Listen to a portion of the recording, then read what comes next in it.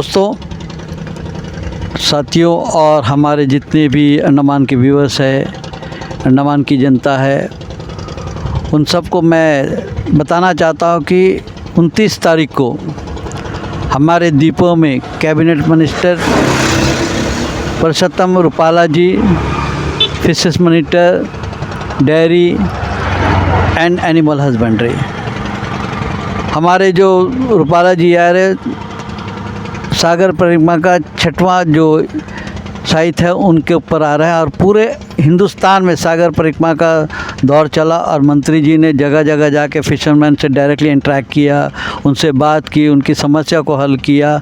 मगर दुख की इस बात है कि अंडमान निकोबार आइलैंड में डायरेक्टर सेक्रेटरी ऑफ फिशरीज जो है वो अपना मनमानी कर रहा है और इस प्रोग्राम को पॉलिटिकल बना दिया है। पॉलिटिकल इसलिए कि कोई भी फिशरमैन से, कोई भी फिशरीज ट्रेडर से, कोई भी फिशरीज कोऑपरेटिव से बुला के इस बारे में मीटिंग नहीं किया कि हमारे जो माननीय रूपाला जी आ रहे हैं, जो मिनिस्टर फिशरीज, उनके बारे में, ताकि कोई जानकारी दे सके, उनसे कोई हम लोग रूबरू हो सके। अभी हाल ही में देखा, कल भी 3 प्रोग्राम थे, 3 प्रोग्राम आनन फानन का प्रोग्राम है, ये कोई प्लान वर्क नहीं है। क्योंकि सेक्रेटरी फिशरीज सुधाकर जी जो है वो अपना मनमानी में तुला पड़ा, उसको कोई मतलब नहीं है। जब भी वो मीटिंग करता है तो बड़े बड़े पूंजीपति को, बड़े बड़े बिजनेसमैन को, बड़े बड़े पॉलिटिशियन को बुला के मीटिंग करते हैं। जब फिशरमैन जाते हैं तो उनको नकार दिया जाता है। तो इसलिए आज अंडमान निकोबार आइलैंड के फिशरमैन बहुत दुखी में इसलिए कि हमने कार्विन स्कोप गया, वहाँ के फ़िशरमैन से बात की, हमने जाके डिगनाबाद के फ़िशरमैन से बात की, मैंने अनारकली फ़िशरमैन से बात की, प्रेमनगर के फ़िशरमैन, नमनगर वाले से बात किए और दूसरे इलाका में जाके बात की। खासकर जो जंगली गार्ड जो सबसे बड़ा एरिया है, जहाँ में तकरीबन 15,000 फ़िशरमैन वहाँ रहते हैं। और इस 15,000 फ़िशरमैन के जगह को छोड़कर दूर आपका होप टाउन जट्टी में ये प्रोग्राम रखा, ताकि इन जो डायरेक्टर ऑफ फिशरीज के जो आला ऑफिसर जो बैठ के मनमानी करते हैं, उनका मनमानी चलता रहे। क्योंकि ये लोग दिखाना है, रूपाला जी को क्या मालूम है अंडमान निकोबार के ज्योग्राफी के बारे में, वो जानते हैं। और जो हमारे मुख्य सचिव जी को मैं बहुत धन्यवाद दूँ, जहाँ भी हम लोग फिशरमैन से बात की, उन लोग बोले पिछले 4 से 5 महीना तक फिशरमैन के लिए मुख्य सचिव जी ने बहुत जी तोड़ मेहनत की। फिशरी सेक्टर को बढ़ाने के लिए हर गांव में गए, लिटिल अंडमान में गए, कार निकोबार गए, कैम्बल गए, डिगलीपुर गए, नॉर्थ और मिडिल के अंदर गए, यहाँ भी साउथ एरिया के अंदर में गए, जंगली घाट जट्टी गए, वहाँ में गए। तो फिशरमैन खासकर माननीय मुख्य सचिव जी से बहुत ही खुश है कि उन लोग बोलते हैं कि जो पुराने फिशरमैन जो 40-50 साल जो फिशिंग करते हैं, उन लोग बताते हैं कि पिछले 40 बरस के अंदर में कोई भी ऐसा मुख्य सचिव चीफ सेक्रेटरी साहब नहीं है जो फिशरमैन के बारे में सोचता है। मगर इसके बावजूद सेक्रेटरी फिशरीज और उनके नीचे जो आला ऑफिसर है, डायरेक्टर ऑफिसर बैठे हैं, जब हमारा जो हम भी उस मीटिंग में शामिल होते हैं, हमारे जो एनएफडी के मेंबर है महेश्वर और होते हैं, हेमराजू जो जनरल सेक्रेटरी एसोसिएशन के, और भी ईश्वर जी है, बहुत सारे फिशरमैन है, रूबिन फर्नांडो है जो फिश ट्रेडर की तरफ से आते हैं, चंद्रशेखर है जो मतलब बोट बिल्डर की तरफ से आते हैं। बहुत अच्छा मीटिंग में होता है और बहुत अच्छी बात है। तो मगर वहाँ से आने के बाद जब एक्शन का काम होता है तो तब ये पेपर में रह जाता है। क्योंकि ये लोग बार बार, हम लोग कई बार गए फिशरीज डिपार्टमेंट के अंदर में, कुछ आला ऑफिसर ये बोलते हैं कि यार चीफ सेक्रेटरी को बोलो कि ये मीटिंग बंद करे, कुछ इम्प्लीमेशन का काम करे। जब ये लोग चीफ सेक्रेटरी का बात नहीं सुन सकते हैं तो हमारा फिशरमैन के बात क्या सुनेंगे।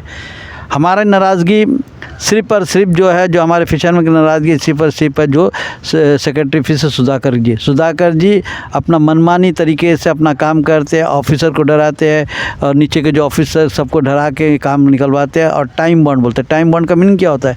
टाइम बॉन्ड होता है जब चीफ सेक्रेटरी ने कोई एक्शन प्लान दिया तो उसको टाइम बॉन्ड बोलते हैं। जो फिशरमैन का डेवलपमेंट के लिए तो उसके लिए बोलते हैं टाइम बॉन्ड होता है। मगर ये इन सबको देते का आधा घंटा का 1 घंटा के अंदर सारा रिपोर्ट सबमिट करे। ये सारा सबसे मेहनत करवा के सब कुछ करके रिपोर्ट लेके जाके मैडम नंदनी जी के सामने रखते हैं और चीफ सेक्रेटरी के सामने रखते हैं। मैं मुख्य सचिव जी से निवेदन करना चाहता हूँ हमारे आइलैंड न्यूज़ की तरफ से और हमारे जो नंदनी मैडम उनसे रिक्वेस्ट करते हो कि सेक्रेटरी फिशरीज का जो मोनोपोली है, जो बड़े बड़े पूंजीपति के साथ जो बात करते हैं और बड़े बड़े जो बिजनेसमैन के साथ बात करते हैं, बड़े बड़े पॉलिटिशियन का, क्या बिजनेसमैन के लिए फिशरीज सेक्टर खुला हुआ है? क्या पॉलिटिशियन के लिए भी फिशेज सेक्टर खुला हुआ है? नहीं। बार बार चीफ सेक्रेटरी महोदय ये बात बोलते हैं कि मुझे आखिरी फिशरमैन तक पहुंचना है। इसलिए आखिरी फिशरमैन का मतलब है यहाँ से लेके कैम्बल बे तक, यहाँ से लेके पश्चिम सागर तक जो फिशरमैन है उन तक। और बीच में अवानस प्रोग्राम बहुत ज़ोर से चला। पूर्व डायरेक्टर भी थे, ये यंग डायरेक्टर, उसने बहुत अच्छा काम किया था। अभी जो यंग डायरेक्टर है विक्रम सिंह जी, बहुत अच्छे हैं, बहुत अच्छा कुछ करने मांगते हैं, मगर उनको पता नहीं कहाँ से दबाव पड़ता है कि हर चीज़ को वो टाल देते हैं। अभी हाल ही में कुछ प्रोग्राम हमारा नील केंद्र में आता है, एकदम लास्ट रात को 12:02 में ये फ़ोन किया जाता है कि ये प्रोग्राम पोस्टपोन का हुआ, क्योंकि फिशरमैन जब जाते हैं तो अपना एक दिन का रोजी रोटी को नुकसान करके जाते हैं। पिछला 3 बार से वहाँ का प्रोग्राम आनंद फानंद में एक असिस्टेंट डायरेक्टर को अपॉइंट किया, वो वहाँ गए, वो डेवलपमेंट के बारे में कोई बात नहीं किया, फिशरीज सेक्टर के बारे में कोई बात नहीं किया, कोई स्कीम के बारे में बात नहीं किया, सिर्फ वहाँ के जो टूरिस्ट बोट बिल्डर के साथ मिलकर फिशरमैन के ऊपर दबाव डालने की कोशिश किया। मगर वहाँ पे NFD के जो मेंबर थे मिस्टर महेश्वर राव, उन्होंने सीधे और साफ तौर से बता दिया है कि जो जट्टी है नील केंद्र में, वो जट्टी फिशरीज डिपार्टमेंट का फंड से बना है और सिर्फ फिशरमैन के लिए ही है, और इसमें कोई भी तरह का इलीगल एक्टिविटीज़ को काम नहीं देगा। तो ये जो प्रोग्राम जो हो रहा है हमारा रूपाली जी के लिए, हमारा सारा फिशरमैन खुश है, मगर नाराज़गी भी है उसमें। नाराज़गी इसलिए कि मैं बार बार एक इंसान का नाम दोहराता, वो है मिस्टर सुधाकर, जो पहले सेक्रेटरी म्यूनिसिपल भी था। वहाँ में कुछ हुआ तो उनको वहाँ से हटा के सेक्रेटरी फिशरीज रहा। मगर अफसोस की बात है कि एक सेक्रेटरी जो है सिर्फ बिजनेसमैन वालों से क्यों बात करता है। माननीय मुख्य सचिव जी ने अपने 2-3 मीटिंग में बिजनेसमैन को बुलावा करना बंद कर दिया, सिर्फ फिशरमैन से रूबरू होते हैं, फिशरमैन का ग्रीवेंस सुनते हैं, फिशरमैन का बात सुनते हैं। तो लोग चाहते हैं कि सेक्रेटरी फिशरीज़ का जो मनमानी है उनको ख़त्म किया जाए, उनको बंद किया जाए, क्योंकि जो डायरेक्टर का चैम्बर है, एक बात साफ था, तो जो डायरेक्टर का चैम्बर है डायरेक्टर फिशरीज़ के अंदर में, उसको ऑक्यूपाइड किया, मतलब इस तरह का इंक्रोचमेंट करके सेक्रेटरी फिशरीज़ बैठे। और क्योंकि इनके पास बहुत सारा डिपार्टमेंट, कोई डिपार्टमेंट नहीं जाते हैं, वहाँ नहीं बैठते हैं कि तो क्या कुछ तो है जो सेक्रेटरी फिशरीज जो मतलब फिशरीज डिपार्टमेंट के अंदर में जो मनमानी कर रहा है, जो मोनोपोली कर रहा है। इसके मतलब जो 14 लाइसेंस को इशू किया था पूर्व डायरेक्टर ने, उसको ऊपर में उनको पनिशमेंट हुआ था। हमने सुना था सूत्रों के आधार पे कि उनके ऊपर मतलब एक्शन हुआ था। तो खैर ये एडमिशन का मैटर, चीफ सेक्रेटरी का मैटर है, इसमें हम लोग ज़्यादा वजूद तजव्वुज़ देने की ज़रूरत है। मगर ऐसा क्या बात है सेक्रेटरी फिशरीज सुबह 9 बजे से आके 7:30 रात को 8 बजे तक बैठ के वहाँ काम करते? कुछ तो है। जो 14 जो बोट लाइसेंस का जो इशू है उसमें भी बहुत सारा सुनने किया है कि कुछ मतलब असिस्टेंट डायरेक्टर, कुछ जॉइंट डायरेक्टर, कुछ सेक्रेटरी फिशरीज का नाम उभर के है। उन लोगों ने कुछ गिफ्ट का मांग की है, और इसमें FSI के जो डायरेक्टर उनके तरफ से भी हम लोग को कुछ सुनने को मिला था। वहाँ भी कुछ ऐसा कुछ हुआ जो फिशरमैन जाके बोला, जो फिशरमैन गए तो उन लोग बोला था हमें 1 रुपया नहीं देंगे, अगर आपको काम करने का दिल है तो आप काम कीजिए, वरना हम लोग को कहाँ जाना है या लॉ कोर्ट में जाना तब भी हम लोग, क्योंकि हमारा राइट हमको मिलना चाहिए।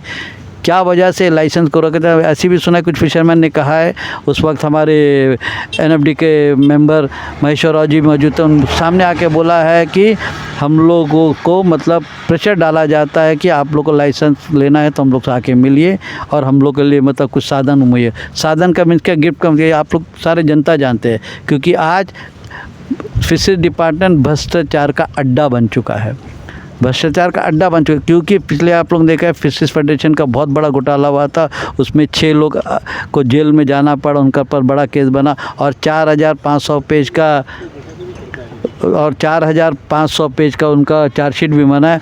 और उस घोटालेबाज को भी हमारे सेक्रेटरी फिशरीज़ अपने चैम्बर में बुला के उनका अवगत करते हैं, उनसे बात करते हैं। तो इसका मतलब है कि सेक्रेटरी फिशरीज़ का मनोदशा के बारे में हम लोग समझ में आता है कि वो क्या करने बैठे। उनको fisherman, fisheries cooperative, fish trader और फिश सेक्टर के बारे में कोई मतलब नहीं, उनको सिर्फ अपना नामा कमाना है और यहाँ से मतलब अपना चूड़न छू होना है। तो मैं आप तमाम दर्शकों को बताना चाहता हूँ कि आने वाले 29 तारीख को मैं तमाम फिशरमैन से निवेदन करना चाहता हूँ, आने वाले 29 तारीख को जो हमारे मिनिस्ट्री फिशरीज आ रहे हैं रूपाला जी, जो बहुत अच्छे इंसान है, ज़मीन से जुड़े इंसान है, और ख़ासकर माननीय प्रधानमंत्री जी का बहुत ही मतलब करीबी है। उन्होंने फिशरीज सेक्टर को पूरे हिंदुस्तान में फैलाने की कोशिश किया है, जबकि 20,000 करोड़ रुपया प्रधानमंत्री ने सैंक्शन किया है। तो सैंक्शन का मतलब पूरे हिंदुस्तान के अंदर में ये सैंक्शन हुआ है। तो सैंक्शन का मतलब है कि अंडमान निकोबार में उस फंड का यूटिलाइज होगा। जब हम लोग ने मीटिंग अटेंड करता है जब सेक्रेटरी साहब चीफ सेक्रेटरी के महोदय के पास में, तो वहाँ बताया जाता है कि 130 करोड़ रुपये अंडमान निकोबार आइलैंड के लिए मुहैया कराया गया है। यहाँ बड़ा बड़ा एक्वाकल्चर पार्क बनना है, यहाँ में मतलब आपका फिशरमैन का गांव बनना है, और बहुत सारा आइस प्लांट, जहाँ जहाँ आइस प्लांट नहीं है कुल उसमें वहाँ बनना है, फिश जोन बनना है। तो इसलिए आप सभी से निवेदन है कि 29 तारीख याद रखिए। इसमें एनएफडी का बहुत बड़ा रोल है। एनएफडी का रोल इसलिए है कि एनएफडी के चेयरमैन से कल हम लोग ने बात की, उन लोग बताया कि हमने इस प्रोग्राम के लिए 19 लाख रुपया का फंड मुहैया कराया है डायरेक्टर ऑफ फिशरीज़ को।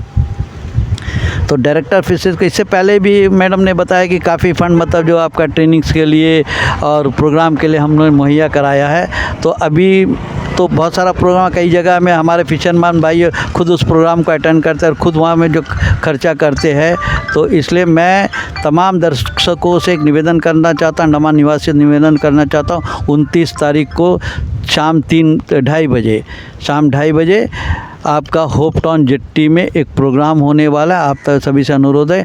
इनका शुरुआत होगा, हमारा जो मिनिस्टर है जंगली घाट जेट्टी पे आएंगे, वहाँ कुछ मुआयना करेंगे, उसको वहाँ से बोट में चढ़ के वो आपका सीधा पानी घाट जेट्टी पहुँचेंगे, वहाँ में उसका स्वागत सत्कार होगा और वहाँ प्रोग्राम है। इस प्रोग्राम का खास मकसद, मैं डायरेक्टर फिशरीज सेक्रेटरी फिशरीज से निवेदन करना चाहता हूँ कि सीधा तरीक़ा से जो फिश होल्डर है, फिशरमैन है, स्टेक होल्डर है, कोऑपरेटिव सोसाइटी, उनको सीधा से रूबरू करने का मौका दिया जाए ताकि वो अपनी बात को माननीय मिनिस्टर के सामने रख सके और माननीय मिनिस्टर उसको देन एंड दे उसको सॉर्ट आउट करके चीफ सेक्रेटरी साहब को बता के उसको प्रोग्राम को करके, क्योंकि ये माननीय प्रधानमंत्री का ड्रीम प्रोजेक्ट है फिशरी सेक्टर।